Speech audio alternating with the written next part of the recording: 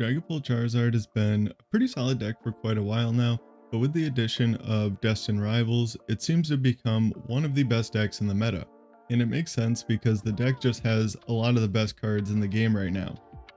With this deck, we usually want to go second and either attack with Budew or use TM Evo, and which one we want to do is going to depend on the matchup and how good our hand is. I do think that TM Evo is going to be a bit better a majority of the time.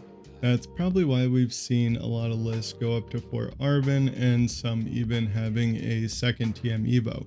Budew is just getting less impactful as a lot of lists have adapted for it and it just doesn't slow down the game as much as it once did. But that being said, if lists get too comfortable with Budew not being as much of a force as it used to be, they'll start going back to completely relying on items, and then Budew will circle back around to being as strong as it has been in the past.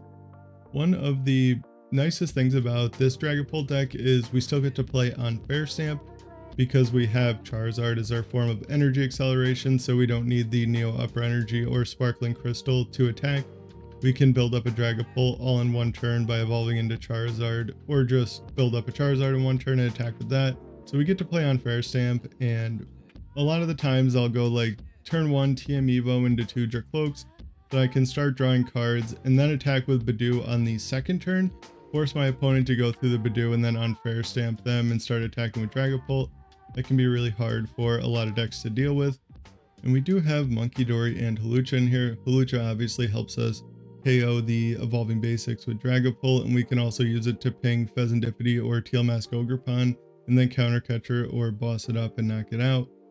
Munkidori is almost a must-have in Dragapult decks now with Grimmsnarl and Guardy, but we do only want to be putting this down when it's going to help us fix math for one of our attackers or possibly keep our opponent from two-shotting one of our Dragapults or Charizards. We just want to make sure that we still have enough energy on our Dragapults to set them up to attack, because I've definitely played a few games where I bench the Munkidori and prioritize the Luminous on that, and then my Dragapult gets knocked out or something and I'm not able to follow up with another Dragapult, so that is definitely worth keeping in mind. 2 Rare Candy has become pretty standard in these decks. I thought that that was like a bit of a low count until I started playing the deck more, and that does seem to work out fine since we are going to be using TM Evo a lot of the time. We'll really only need the 1 Rare Candy for a Charizard at some point in the game, but there are also plenty of games where we TM Evo into a Charmeleon as well, and then we really don't need any candies throughout the game, so 2 is a pretty solid count. It's a nice backup to have, and no matter what, we're going to need at least 1 in the deck in case we prize our Charmeleon, so 2 is a pretty solid number for that. For the recovery, we got 1 Night Stretcher and 1 Super Rod. I would really like to fit a second Night Stretcher in the deck, but there's just a few cards that I think I would add before the Night Stretcher, so I haven't bothered trying to fit it in. Like in my list particularly, I would add a 4th Arven or a 2nd TM Evo probably before that, and then even 3rd Boss would be a nice addition. So there's just a lot of cards that we want in a deck like this. I am playing the 2 Brock Scouting. That's where the 4th Arven spot would come from, and then the other Brock would either be 3rd Boss or 2nd TM Evo. And I think to fit both, we would probably have to cut Budew, which might not be the end of the world because, like I said, Budew is just not as impactful as it was before. I also still have Chi-Yu in the deck. I really like Chi-Yu, and I think it's more of a meta thing if we expect Goldengo and like Toad Scroll decks or anything like that.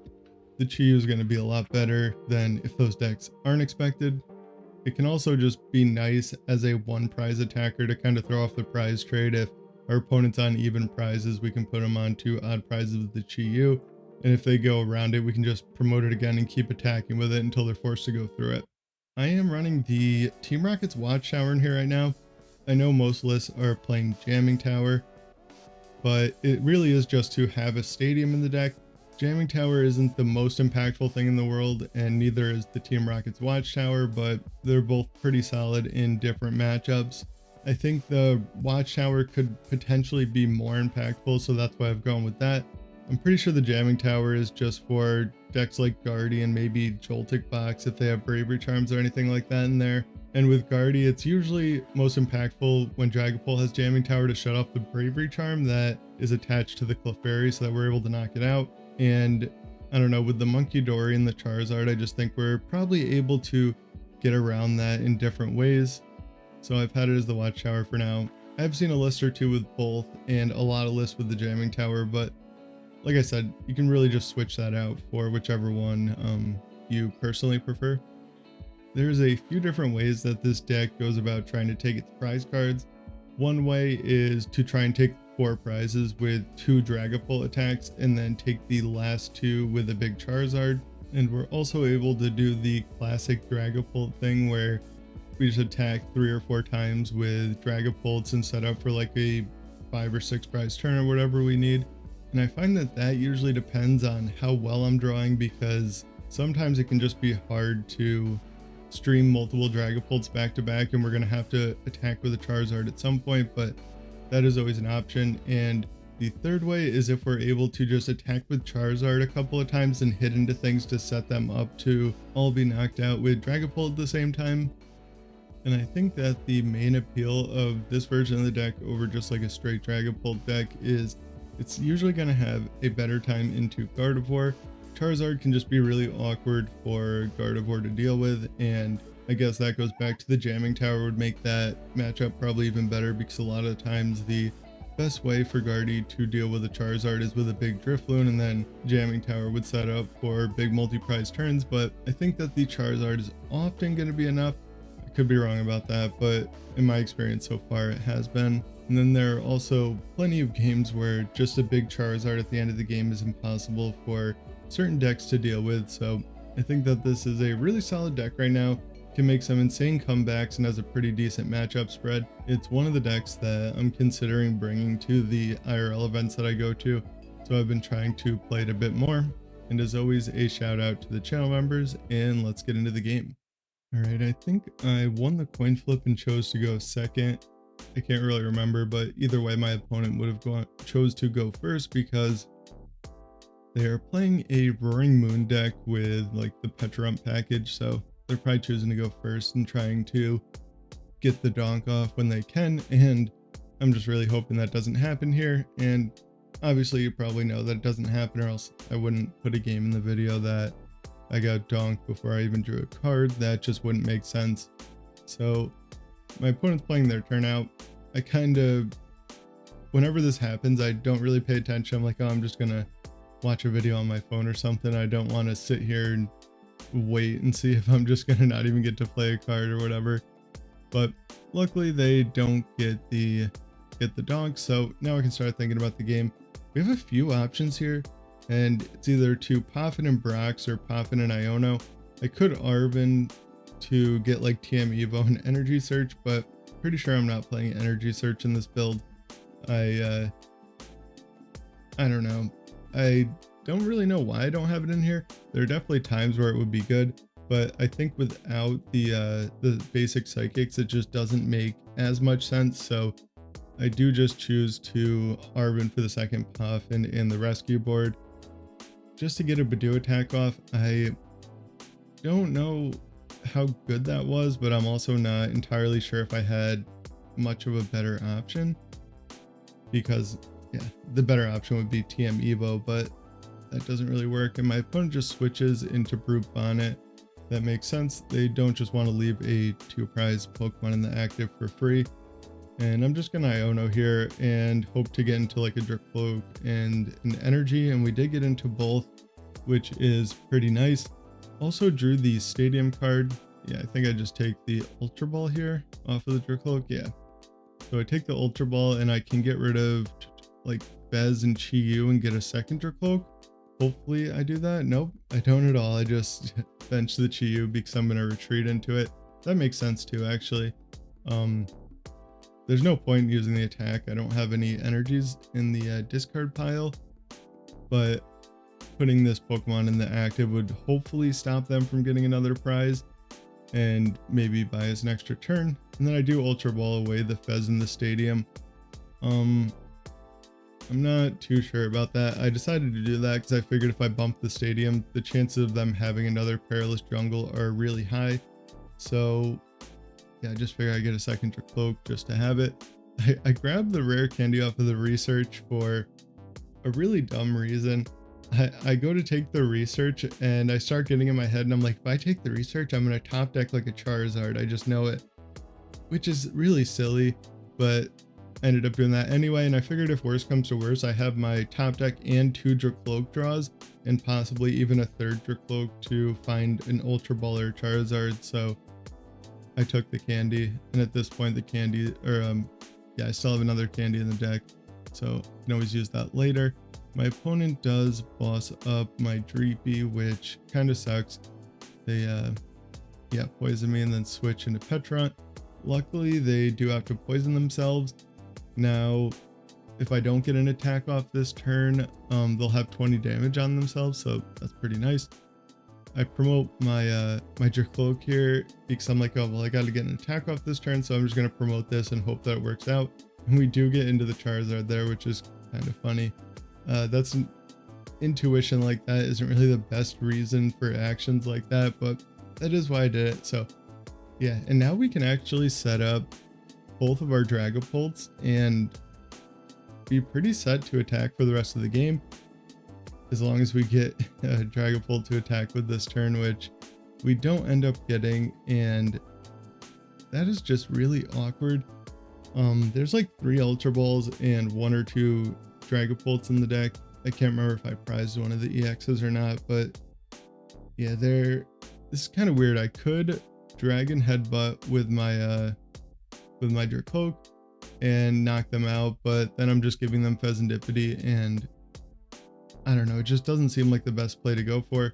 So I grabbed the second Budew. This is when I was still playing 2 Budew, and I think that this is one of the only matchups that I played where the Budew came up in, and realistically I shouldn't have had to use Budew here. There was like really good odds for me to get into a Dragapult to attack with, so I don't really count that as like a reason why I should keep the second Budew in the deck.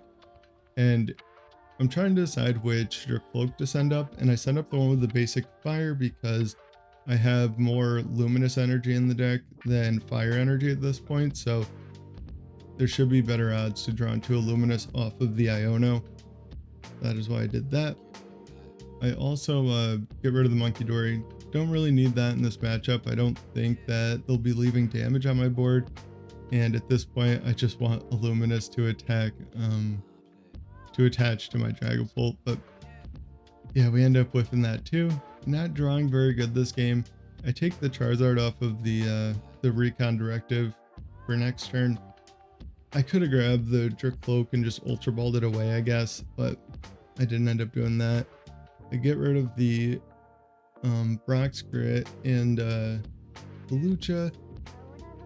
I guess at this point the Hawlucha isn't super important. There's no like math that it's gonna make happen that I wouldn't have otherwise, and not entirely sure why I Ultra Balled there. Maybe just to get another Dreepy.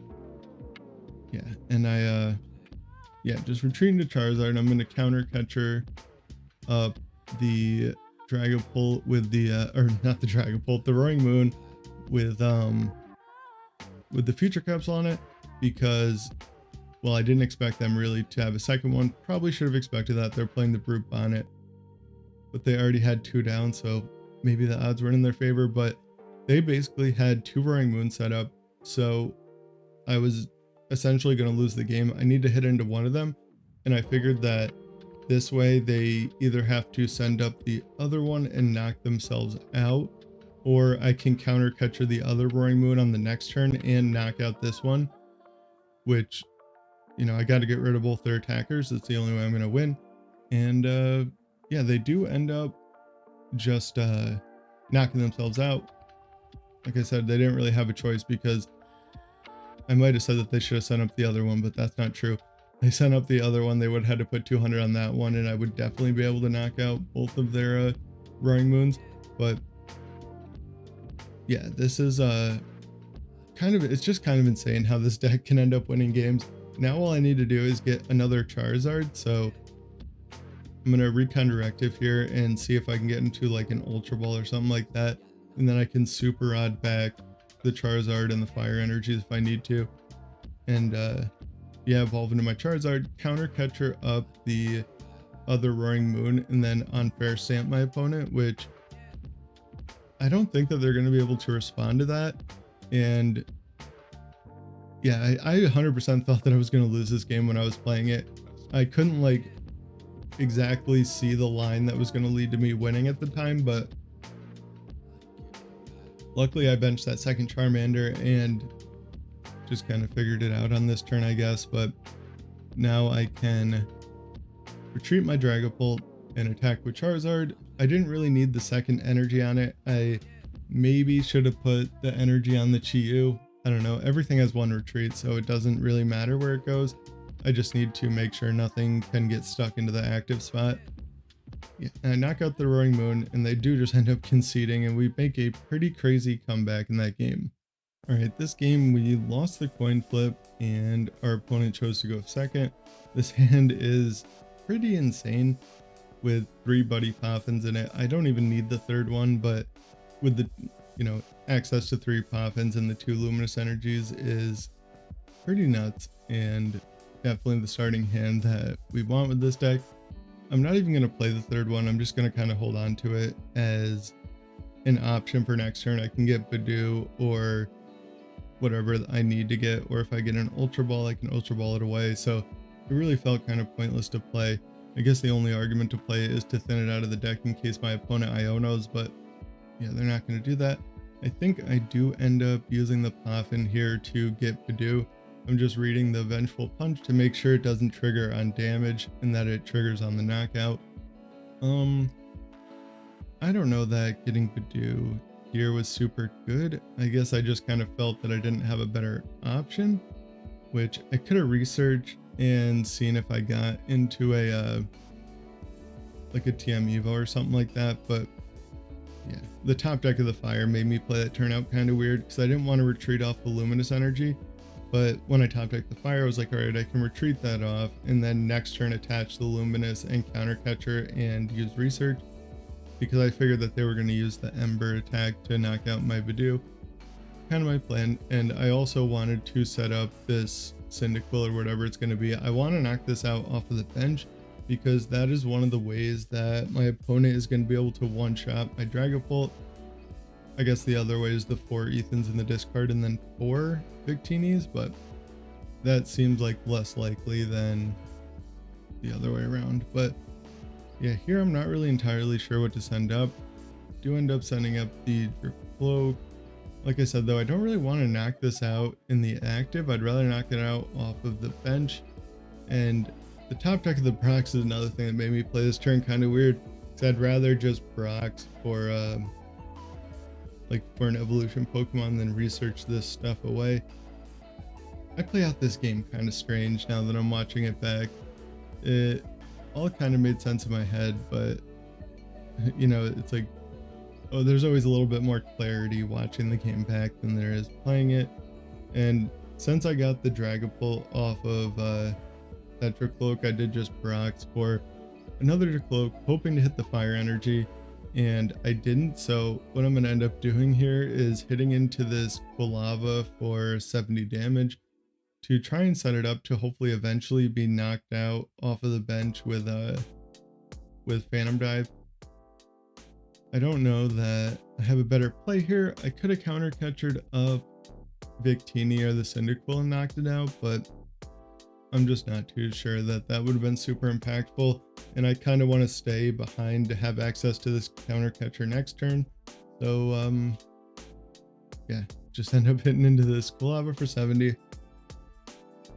And I also took the Charizard off of that Drakloak, thinking that if I get into Rare Candy off of one of these other Drakloaks next turn, I can use the Charizard's ability to get Fire out of the deck before I research. But yeah, I don't know that I played this game super well. I never played this matchup before either, so I wasn't entirely sure like 100% what the plan is. I just knew that attacking with Dragapult is definitely going to be the way to go. And yeah, I don't know. I can't think of an excuse. Probably shouldn't even bother, but my opponent's getting a pretty good setup here, and I thought that this Typhlosion deck was like fairly clunky for a while, but I think someone commented about how it just kind of like flows really well after getting out the Quilava and being able to search for Ethans every turn. and I definitely see that now, but my opponent did just Ultra Ball away 2 Ethans, so whereas before that Ionoing them low while they still have a Qualab on the bench wouldn't do too much because they'd be able to guaranteed get their attacker and a fire energy. Now I do have that open as a play that I can do at some point, so that is kind of cool. And I'm going to counter catcher here. Like I've been saying all game, I don't really want to knock out this Typhlosion out of the active, especially not now that my Dragapult has 290 damage on it. But spoiler alert, I missed the fire energy again, which is kind of funny. That is basically the story of this video at the time, or at this point. I just how many things can I miss and how bad can I play? I definitely got to start playing more again. I haven't been playing as much as I normally do between that little like lull in cups and challenges for the season and playing way too much like Clash of Clans and Clash Royale. I haven't been playing as much as I should, so definitely got to start playing more again. My opponent has a pretty ideal board at this point, and they play the Gravity Mountain, which seems terrible because they get 2 extra prizes, but it puts their bench Typhlosion within range of the 6 damage counters off of a Dragapult attack, which is, yeah, you can see me counting it with my mouse right now.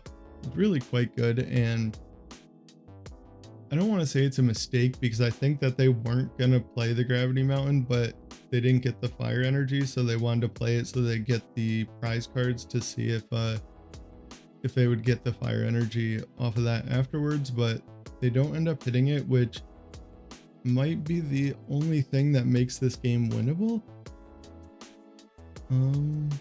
Yeah, I don't know that it'd be very winnable if they had gotten the knockout that turn, because they'd be down to 2 prizes and then they just have to take 1 more knockout. But now they're going to be at 3, and I'm able to knock out this active Typhlosion and the one on the bench and Iono them to 3. So we're going to be in a pretty good spot in this game, and this is kind of how a lot of the games would go for me. I just like spend the whole game doing little attacks, whether it's like this game was Jet Headbutt, other games it might be Charizard's attack for 180 and 210, just setting up math and keeping my opponent board locked all game, and then Iono them low and start attacking with Dragapult. I also don't play the Luminous Energy here because, I don't know, for some reason when I was playing these games I was really paranoid about something getting bossed into the active and stalled and stopping me from winning the game, and I don't think I really need the energy anywhere. I probably could have put it on the Drakloak actually, because there's not a 0% chance that they knock out my Dragapult that turn. All they needed was a Typhlosion and a fire energy, or just a Typhlosion really, but they don't end up getting it. And now I can attach Luminous. I have the Rescue Board in the other Luminous, and just counter catcher up their Quilava and start setting up stuff to be knocked out next turn. And if they don't have either another Cyndaquil or a Typhlosion or some kind of an attack, I can just boss up that Quilava and knock it out next turn, which is basically going to mean that they have no chance to win the game. Even if they have a Blood Moon or something like that, it's really not going to do it. They do have the random picnic basket, which was very unexpected, but it doesn't make much of a difference. I saved the boss, for this exact reason, and we do get the Hawlucha, so I can boss up the Quilava, Hawlucha, the 2 Victinis, and knock out the one with the Rescue Board. It just makes it even less likely that they can attack with anything this next turn because they won't have a pivot. Was that necessary? Probably not at all, but at the time I figured why not. Who knows what, well, there's only so many things they can have. I'm like always doing this thing where I'm playing around stuff that doesn't exist. Like maybe they have Lily's Clefairy and Crispin or something like that and can knock out my Dragapult. That's not going to happen. I'm just playing around silly things. And my opponent is just going to pass the turn here, and we obviously just win the game. I do Phantom Dive. I've never seen it do that animation with no bench, but we do end up winning that game. And I think that the big comebacks like that are probably the biggest reason that I like this deck right now. I always like a deck that can make comebacks. I don't like starting out the game and have my opponent take the first 2 prizes and just feeling like I lost. So been liking this, been playing a bit of Grimmsnarl as well, trying to figure out which one I like more. And the one thing that I will say about this deck is it is kind of like deceivingly hard to play. Like, I think it should be easy to play, but there's some games where I'm just not entirely sure why I won the game, or if I lose, I can't exactly figure out why I lost. So I'm trying to work on that, figuring out where Dragapult's damage counters go and what attacker to use at what time, because there's always going to be like a right choice for the attacker, whether it's Charizard or Dragapult. Just kind of figuring that out, and also figuring out where the damage counters go the best has been kind of weird. There's some games I'll lose and feel like if I just did something different with Dragapult's attack, I would have won the game a turn earlier, but I can't quite exactly see what it is. So still trying to figure that out, but want to kind of put a video out on this. I know I've definitely gotten a few comments for this deck, and I do think it is still very good. It's definitely a deck that I would recommend practicing with quite a bit before playing, like to a regional or anything like that. But I guess that is the same with any deck. Should probably practice a lot before a regional. So hope you enjoyed. Like or dislike, comment, and subscribe. Take care and have a good one.